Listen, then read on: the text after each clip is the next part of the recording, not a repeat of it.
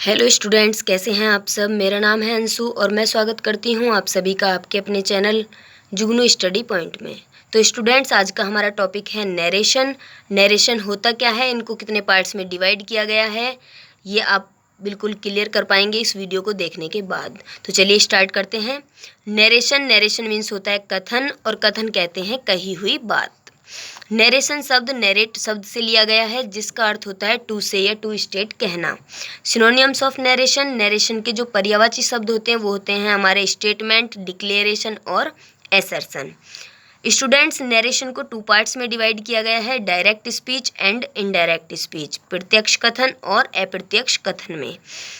अब देखिए, चलो डायरेक्ट स्पीच और इनडायरेक्ट स्पीच होते क्या हैं। डायरेक्ट स्पीच जब स्पीकर के द्वारा कही हुई बात, स्पीकर कहते हैं बोलने वाला, स्पीकर द्वारा कही हुई बात को ठीक उसी के शब्दों में ज्यों का त्यों कह देना हमारा कहलाता है direct speech.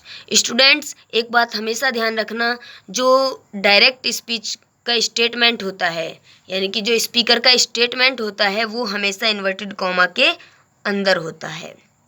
For example, Shweta sad comma inverted comma I am busy. तो यहाँ आई एम बिजी क्या हो गया, हमारा स्पीकर है श्वेता हो गया हमारा स्पीकर, और स्पीकर का स्टेटमेंट हो गया ये आई एम बिजी। नेक्स्ट है हमारा इनडायरेक्ट स्पीच। इनडायरेक्ट स्पीच क्या होता है हमारा, जब कोई ऑडियंस स्पीकर द्वारा कही हुई बात को, जब कोई ऑडियंस बोलेंगे सुनने वाला व्यक्ति बोलने वाले व्यक्ति द्वारा कही हुई बात को अपने शब्दों में एक्सप्रेस करता है, जब अपने शब्दों में बोलता है, तो उसको बोलते हैं हम indirect speech. Students, indirect speech बनाते समय क्या होता है, हमारा जो कॉमा इन्वर्टेड कॉमा है उनको हटा दिया जाता है। For example, Shweta said that she was busy. तो यहाँ कॉमा इन्वर्टेड कॉमा को हटा करके दैट कंजक्शन लगा दी गई है। बाकी बहुत सारे चेंज होते हैं, वो हम नेक्स्ट वीडियो में क्लियर करेंगे। डायरेक्ट स्पीच के टू पार्ट्स होते हैं, reporting verb and reported speech. Reporting verb direct speech में इन्वर्टेड कॉमा के बाहर वाला भाग, इन्वर्टेड कॉमा के बाहर वाला भाग रिपोर्टिंग वर्ब कहलाता है।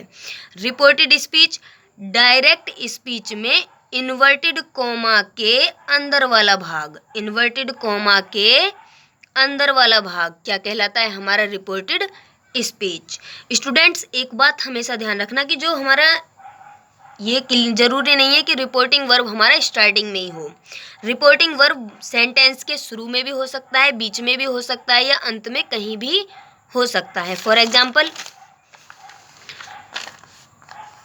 Excuse me he said.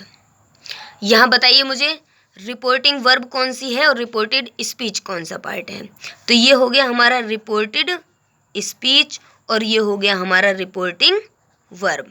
तो यहाँ रिपोर्टिंग वर्ब बाद में दी गई है। Ram said to Mohan you are lazy.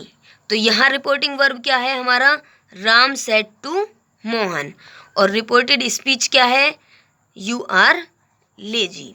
Next example में देखिए students, Mohan is always ready to go with you. Inverted comma के अंदर स्टेटमेंट है, he said to me comma inverted comma because you are my friend. ये भी एक स्टेटमेंट है, inverted comma के अंदर है। तो यहाँ रिपोर्टिंग वर्ब कौन सा पार्ट है, रिपोर्टिंग वर्ब है हमारी यहाँ पर ही सेड टू मी, ये हो गया रिपोर्टिंग वर्ब। और बाकी जो इन्वर्टेड कॉमा के अंदर पार्ट है वो है हमारा रिपोर्टेड स्पीच। तो स्टूडेंट्स, आई होप आप सभी को समझ में आ गया होगा। नेक्स्ट वीडियो में हम क्लियर करेंगे कि डायरेक्ट से इनडायरेक्ट कैसे बनाया जाता है। Thanks for watching.